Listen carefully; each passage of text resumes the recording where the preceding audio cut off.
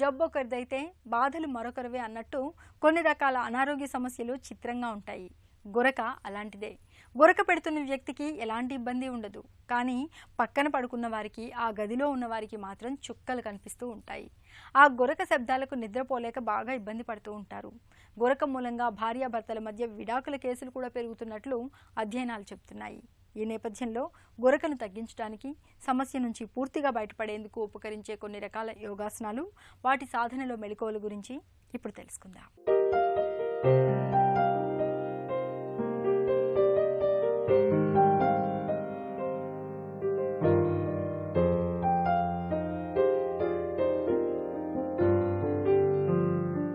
ఈ గురక అనేటటువంటిది చాలా మందికి ఇబ్బందిని కల్పిస్తూ ఉంటుంది. ఈ గురక వచ్చినటువంటి వాళ్ళకి తెలియదు, కానీ వాళ్ళ సమక్షంలో ఆ రూమ్లో కానీ ఆ బెడ్ మీద కానీ ఉన్నటువంటి వాళ్ళకి ఇతరులకి ఎక్కువగా ఇబ్బందిని కలిగించే విధంగా ఉంటుంది.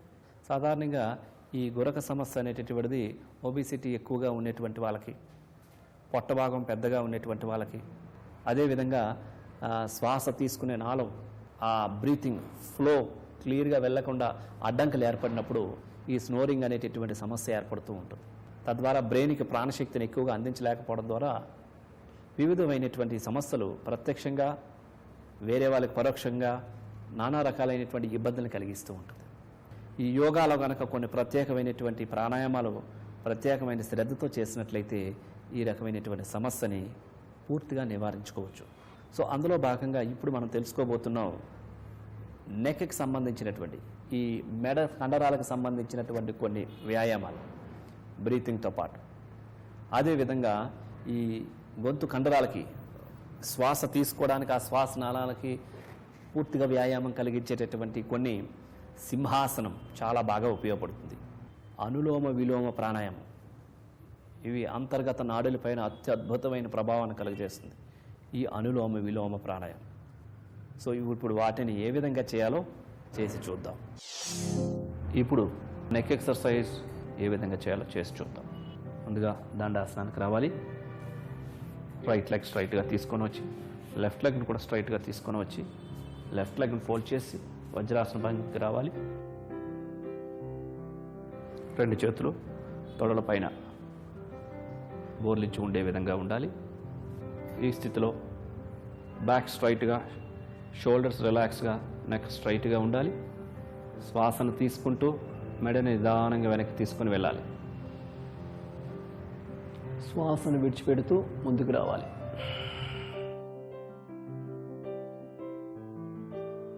మరలా శ్వాసను తీసుకుంటూ నెక్ వెనక్కి తీసుకెళ్ళాలి. Breathe out slowly forward. Breathe in slowly, back side. Breathe out fully, forward. Now come to the center, head straight, and breathe in చేస్తూ head right side కి turn చేయాలి.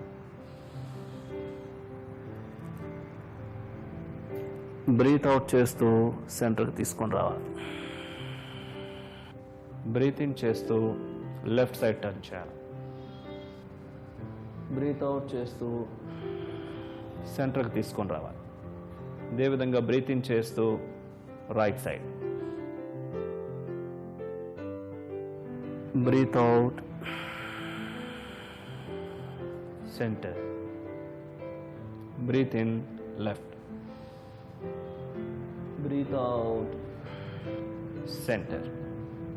ఈ విధంగా 10 times back bending, forward bending, 10 times right side, 10 times left side చేయాలి. ఇప్పుడు మనం చేయబోతున్నాం సింహాసనం.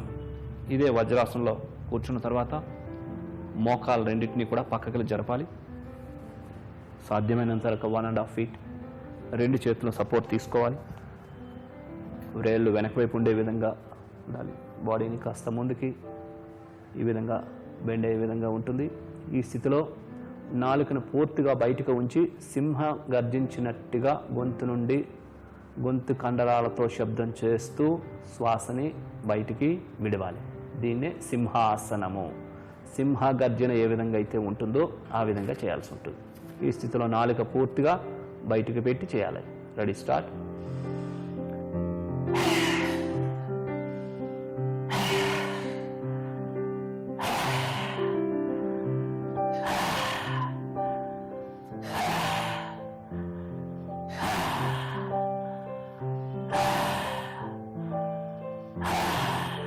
Stop. Close your mouth and come to the Vajrasana Bhangima. Then come out of Vajrasana.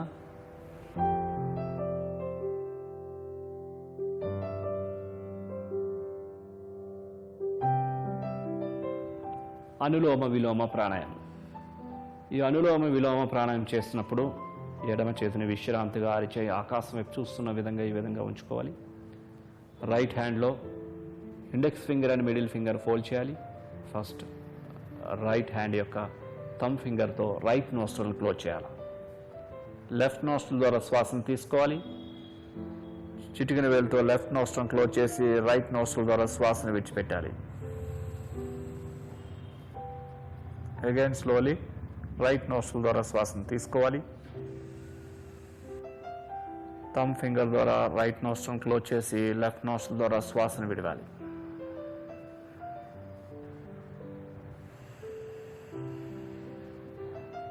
Right nostril ద్వారా శ్వాసను తీసుకొని లెఫ్ట్ నోస్ట్రల్ ద్వారా శ్వాసను విడిచిపెట్టిన తర్వాత ఆపాలి. లెఫ్ట్ నోస్ట్రల్ ద్వారా తీసుకోవడం ప్రారంభించాలి. అదేవిధంగా లెఫ్ట్ నోస్ట్రల్ ద్వారా విడిచిపెట్టిన తర్వాత ఆపాలి.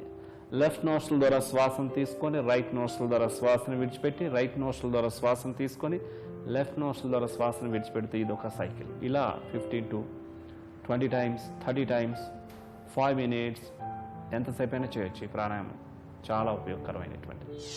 చూస్తారు కదండి, ఈ గురక సమస్యలతో బాధపడుతున్నటువంటి వాళ్ళు 2 నెలలు గనక అనులోమ విలోమ ప్రాణాయామం 5 నిమిషాలు ప్రతిరోజు కూడా చేస్తూ సింహాసనాన్ని 10 నుంచి 15 సార్లు చేయాలి. అదేవిధంగా నెక్ ఎక్సర్సైజుల్ని ఈచ్ సైడ్ 20 times చేయాలి. వీటితో పాటుగా కొన్ని సూర్య నమస్కారాలు, ఊర్ధహస్తాసనం టు పాదహస్తాసనం, అశ్వసంచలనాసనం, వీరభద్రాసనం ఇవన్నీ కూడా చేసినట్లయితే కనుక ఈ స్నోరింగ్ సమస్యని, గురక సమస్యలను పూర్తిగా మనం పారద్రోలవచ్చు. చిట్కా మీకోసం. మెదడు చురుకుగా పనిచేయడానికి బ్రహ్మి, ఎస్టీ మధు చూర్ణాలను సమభాగాలుగా తీసుకుని ఆ మిశ్రమానికి కొద్దిగా తేనెను కలిపి నిత్యం తీసుకుంటూ ఉంటే మంచి ఫలితం ఉంటుంది. మెదడు బాగా చురుకుగా పనిచేస్తుంది.